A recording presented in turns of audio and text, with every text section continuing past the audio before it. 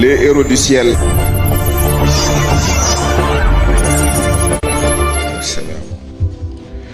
Asalaamaaleykum wa rahmatullahi taala wa barakaatu. ñoo ngi nuyu ñëpp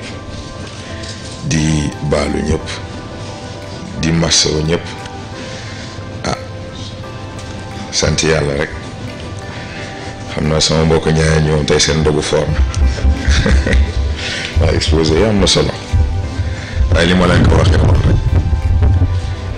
du ma nangoo partagé ak ku ma mënti doon te yëguma mu jur njëriñ bu fekkee loolu si nar a am rek ñu bàyyi ndax perte de temps mënul weesu maam saaga sa bopp mënta weesu ngay perte sa temps te bu fekkee damay partagé nit gis ni li ma koy wax jëriñu ko jëriñu ma amatul sens ko ñu bàyyi ko waaye macha allah ñu gis ni wax dëgg neex yàlla mu ngi am jeexital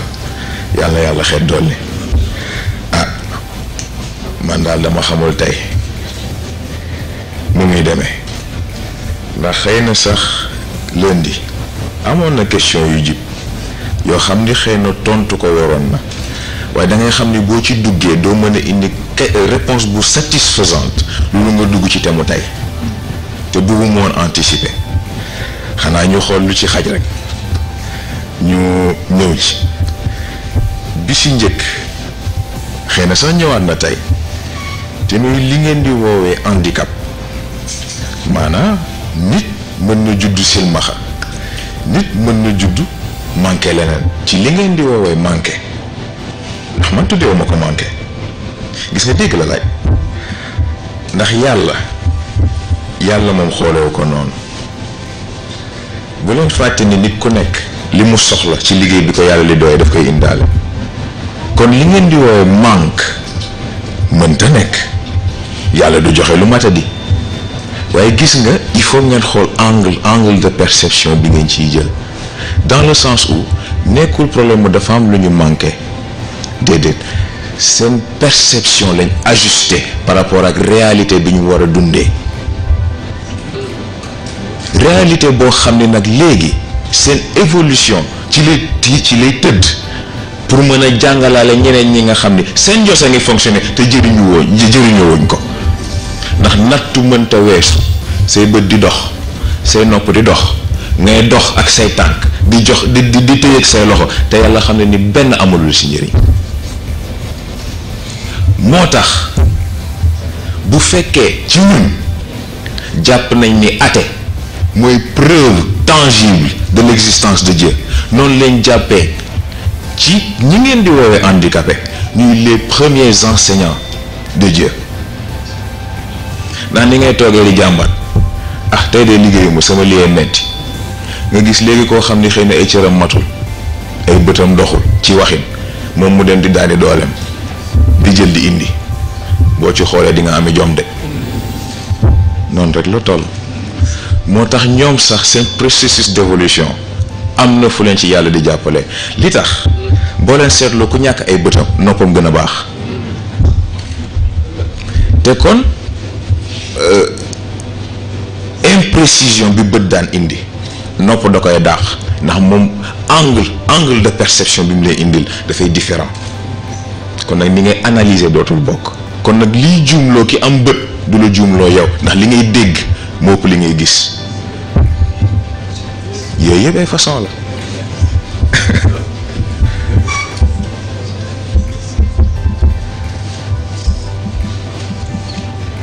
waaw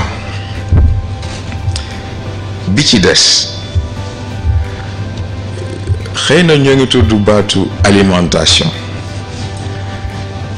waaye alimentation yi dafa am lu ci Serigne Cheikh wax te mooy li mu wax ni dugub ak dund bokkul dugub ak dund bokkul nit amal alal bu dul jeex amal ressource yu dul jeex lekkal matin midi soir taxul nga dund nit ñàkkal lépp ne la lépp rëcc ne lépp jafe ci yow waaye yàlla dundal la foofu li nga ciy jàngee lenn la xam nga sax ñoo ngi indi Cheikh El Hadji Malick indi Serigne Babacar waaye gis nga yooyu ay enseignement la ndax gis nga technologie bi yàlla def ci yaram weesu na sax loolu ñoom seen fonk gi ñu fonk seen principe moo tax technologie boobu sax duñ ko jëfandikoo waaye yàlla may na nit capacité wu tey jii lekk lu la neex di nga trier sa yaram lan la ci nangoo absorber li ci des yëpp ay génn ce qui fait que au final li ñuy wax alimentation équilibrée soxlaatoo ko parce que yaa koy équilibré sa bopp sa yaram mooy xool ne exactement lii ak lii laa soxla li ci des yëpp génnee naa ko. ci loolu aussi loolu yëpp xam nga Pape Cheikh Sarr koy indi léegi théorie wu Darwin gis nga déggoo dafa jafe ndax en effet dafa juum comme ñu bëri ni ñuy juumee ci cadre nit ak doomu aadama xam nga dafa ñëw ci question yi ñu posé premier jour bi lundi baatu destin bi ñuy tudd destin nit moomu ko doomu aadama ko moom nit moomul destin volonté la moom dama ne nit moomul destin volonté la moom doomu aadama moom toog di xaar yàlla ne ko demal fii ndax xëy na doomu aadama am na xel waaye dafa am lu ñu woowee le noyau humain mooy fi nga xam ni xel ruux ak yaram foofu lañ daje nit bu dee man gi foofu la originé waaye comme doomu aadama amul loolu évolution la volonté bi amul soubassement amul fondation bu mu mën a teg tànkam pour mën a léegi avancer loo nit ci cadre évolution moo tax destin doomu aadama ko moom waaye nit volonté la moom ci volonté boobu lay jaar li ko yàlla sant mu mën ci dox te du ci def faute ci volonté boobu lay jaar defal yàlla li mu soxla ci moom sans pourtant yàlla di def benn annotement ci loolu lay jaar ba def liggéey bi nam ko war a defee te bu pare kenn du ko teg amende kon nag volonté nit moo ko moom mais ci complexité boobu ci évolution nit mais xam nga yàlla il supériorité bu ma ko tuddee sax ngeen baal ma saaga la ndax weesu na supérieur ndax koo xam ni bu la bindee créel na la père et pourtant père ba ku ci nekk la ngay jëriñ moo ci sa morom moo tax xam nga bu ñuy tudd ay baatu genre ak yooyu dañoo déggul dañoo comprendre ni góor ak jigéen dañoo bokk fu ñuy nekk waaye seen rôle ak seen objectif seen finalité c'est pas la même chose ndax xanaa xamoon ni tey ji góor évolution mënta jaar yoon loolu mook soxnaam diggante bi demee ni mu war a demee jigéen it évolution mënul jaar yoon loolu digganteem ak boroom këram li fa war a jaadu fa ndax tey jii boo leen seetloo scientifiquement ça a été prouvé ci cadre physique góor performance physique am gannaaw bu séqeek soxnaam ba pare ci la yaramam di gën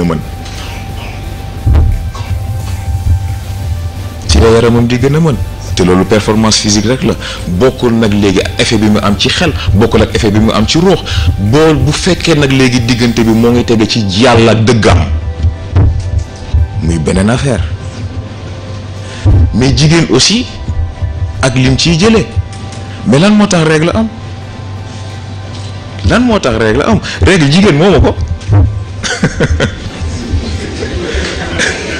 règle jigéen moomu ko góor a ko moom ndax boo leen seetloo góor gannaaw acte sexuel ci la xelam di gën a yeew ci la xelam di gën a clair ci la analyse am di gën a précise moo tax daf koy soxla di ko soxla waaye dina am moment boo xam ne yàlla daf koy naan kaay il faut que ma natt la règle digg si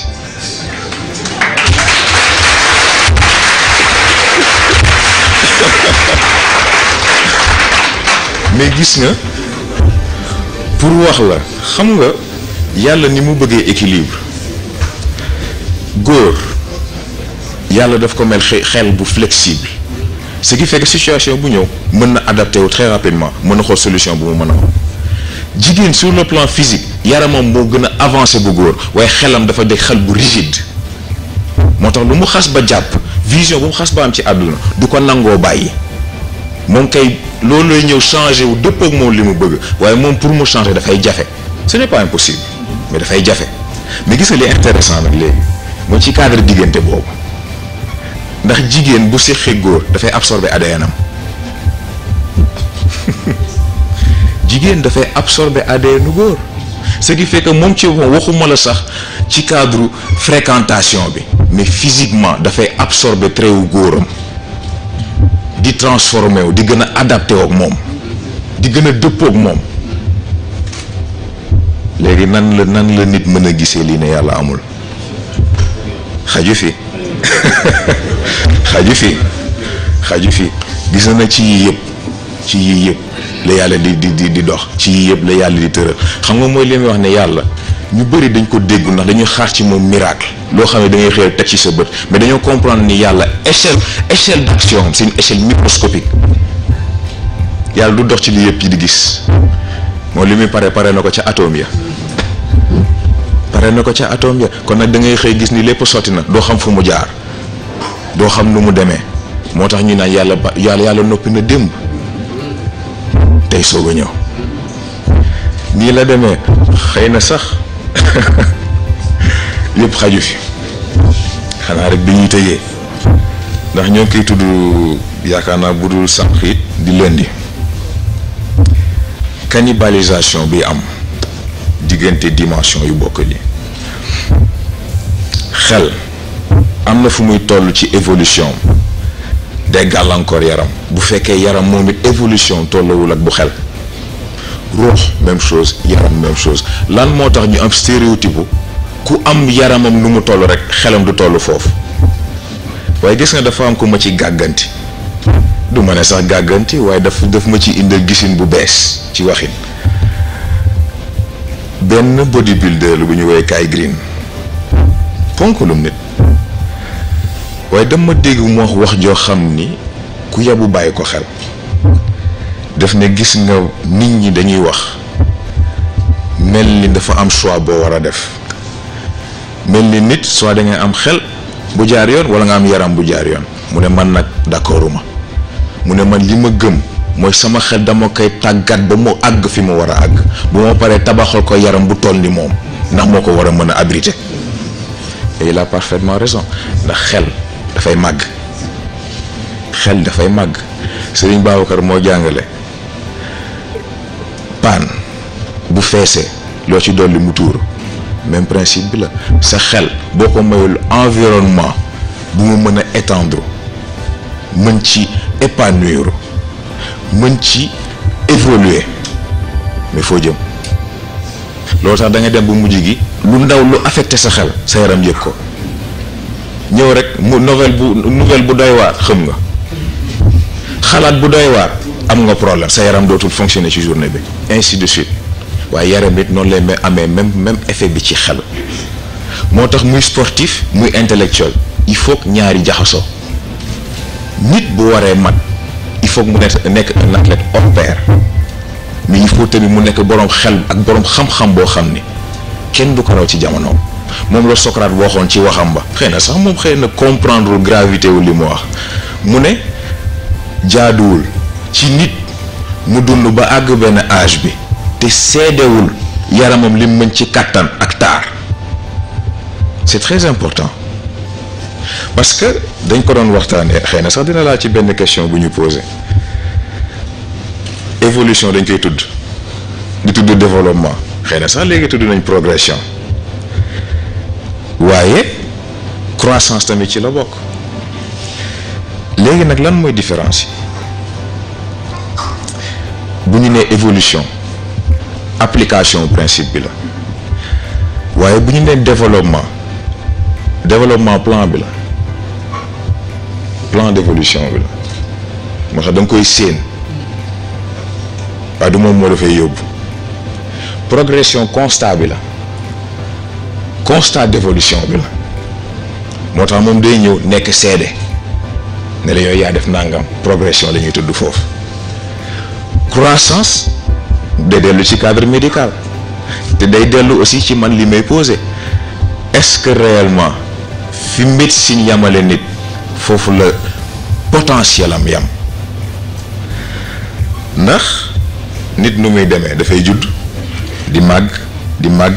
di màgg ba màgget jot bi détérioré ba dugg ma bàmmeel et pourtant ñun ñu jàng ci li ñu yàlla jàngal ni nit évolution warul demee noonu loolu du croissance am kon croissance lan la croissance plan la ba léegi mais plan bu idéaliste la plan bu idéaliste la loo xam ne da nga koy tudd mu grandiose waaye xam nga ni ci application dina am ay failles mais nag évolution kon ba léegi mooy lan évolution mooy permettre nit bon ci cadre physique lañ nekk xanaa yi ci des buñ ca àggee ñu tudd ko évolution mooy permettre nit bu neexoog yaramam tàggat ko ni mu ko war a tàggate def ci moom li mu war a def ci moom yar bakkanam na mu ko war a yaree fi ñëpp di sonn moom moo ngi fonctionner fi ñëpp di xiif moom moo ngi ree ndax xam ni li mu denc ci ressource laalagu ci dara mu delluwaat ci li ñu doon wax sànq ci waxu Serigne Cheikh dund ak mboq bokkul loolooy permettre nit mu xamante ak yaramam façon boo xam ne balaa dara di ci dugg moo xam corps étranger la moo xam leneen daf koy tàggu loolooy permettre nit bu feebar dikkisee mu décider ba xam nangu na mu daaneel comme déet lii yëpp ci nit la bokk waxuma doomu aadama kon nag une évolution nécessaire c'est très important c'est très important xam nga dafa am tamit Habib lu tudd sànq mooy poson boo xam ne da nga koy jël daal di am problème gis nga yàlla ni mu màndoo c'est extraordinaire nit doxalinam ak ay moromam doxalinam ak juridiction doxalinam ak yeneen mbindeef yi fi nekk yaramam dafay seede moo tax élection foog mu am premier tour corps résultat yi korité deuxième tour résultat yi fan la tabaski mag ñi jàngale nañ lu ne Serigne Cheikh bi doon wax ni nit warul tër xar ren ni ko lu mu wóor ko ni gëm na ko c'est extraordinaire ndax xam nga ñu bëgg dafa am lu ñu comprendre gis nga ñoo ngi tudd évolution nit fii la jógeeg fële mais est-ce que xam nañ lan lay yàlla jàpp moom muy golo ci bëtu yàlla mooy ki nga xam ni tey jii am na yaramam am na xelam am na ruuxam waaye lànk ne du ubbi xolam du ubbi xelam loolu ay caaxaan kon nag ci baat boobu évolution scientifique bi ñuy wax amul parce que seen golo yooyu ñoo fees jamono seen golo yooyu ñoo indi crise jamono seen golo yooyu ñoo yàq àdduna kon nag évolution bu fekkee dafa amul ci golo ci doomu aadama jëm ci nit la mën a am mais li jar a bàyyi xel mooy nit ni muy jàppalee boppam xëy na sax lii dina xaw a dugg ci thème lundi bi ndax utilité bi foofu la nit am na nu muy doxalee waxuma la sax ak moroomam mais ak boppam yaramam gedd ko nit xëy di yëg ci boppam feebar yoo xam ni dana dem ci docteur dana dem ci hôpital dana dem fu ne duñ gis dara et pourtant moom ci boppam xam na ni il y a quelque chose qui cloche waaye de l'autre côté aussi ci évolution nit dana am nu muy jëfanteeg ay moroom nu muy jëfanteeg boppam dana xëy éléments yi war a daje yëpp pour mu yam fa daje ci moom et pourtant yaramam xelam ruuxam bu si nekk ak intervention bi muy def bu si nekk ak opération bi muy def ba dàqal ko loolu nga dem ci docteur dem ci ku ne mu ne la ah yow de ni nga wéree nii gi tolloog yooyu am nañ yeneen problème nga xam ni kon am na foo jaar ak sa bopp ah guddal naa nag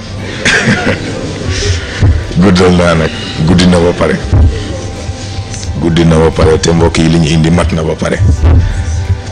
xam naa ñoom sax dañuy xaw a xeeb yi ñuy indi waaye macha allah ni ma ko waxee sànq rek fekk njëriñ a nga am évolution ngi am fekk évolution ngi am sant yàlla ngi am loolu rekk ci nekk. du ñu gën a guddal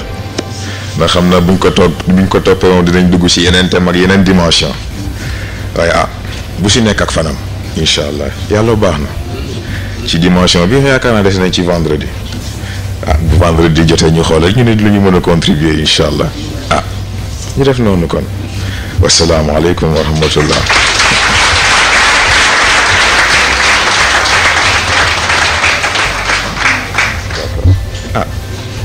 kon ñu jàngaat fatiha falax ak na salaatul fatiha ñu ñaanalante ko suñu biir ñaanal ko ki ñu amul ku dul moom boole ko it ak ki mu amul ku dul moom ñu jottali ñu ko mag ñépp bismillah.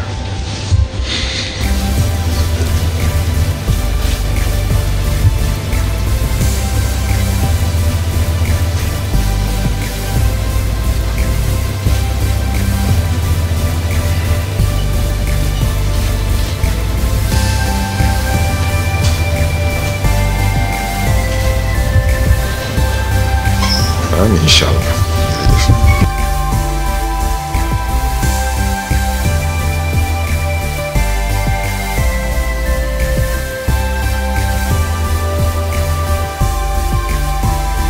Les héros du ciel.